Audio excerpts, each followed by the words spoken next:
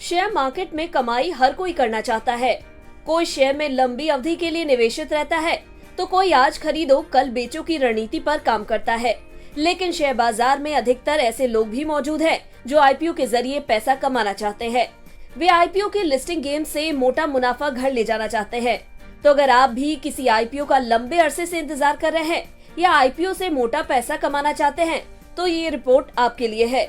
Real estate company Signature global अपना IPO लाने वाला है। सिग्नेचर ग्लोबल दिल्ली एनसीआर की जानी मानी रियल एस्टेट कंपनी है। इसका आईपीओ इसी महीने के लास्ट में आएगा। इसका साइज 1000 करोड़ रुपए के आसपास रहने वाला है। आईपीओ के लिए सिग्नेचर ग्लोबल ने जुलाई महीने में ही सेबी के पास अपना आवेदन और डॉक्यूमेंट जमा करा दिया था, जिसको पिछले महीने यानी 24 नवंबर को देश के मार्केट रेगुलेटर सेबी से मंजूरी मिल गई। अब आईपीओ को और विस्तार से समझने की कोशिश करते हैं। आईपीओ के जरिए कंपनी 750 करोड़ रुपए के नए शेयर जारी करेगी। इसके अलावा सिग्नेचर ग्लोबल 250 करोड़ रुपए के शेयरों की बिक्री ऑफर फॉर सेल यानी ओएफएस के जरिए करेगी। सिग्नेचर ग्लोबल के प्रमोटर सर्वप्रिय सिक्योरिटीज और investor international finance corporation 125 crore रुपए तक के इक्विटी शेयर इस आईपीओ के जरिए बेचेंगे। अब सिग्नेचर ग्लोबल इस आईपीओ को क्यों लाना चाहती है, ये जान लीजिए।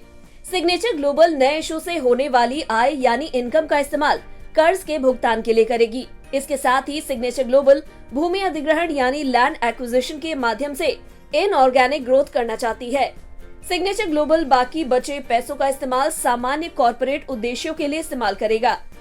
वहीं subsidiary company Signature Global Homes, Signature Infra Build, Signature Global Developers और स्टर्नल बिल्डकॉन के कर्ज का भुगतान करने के लिए भी फंड का इस्तेमाल किया जाएगा।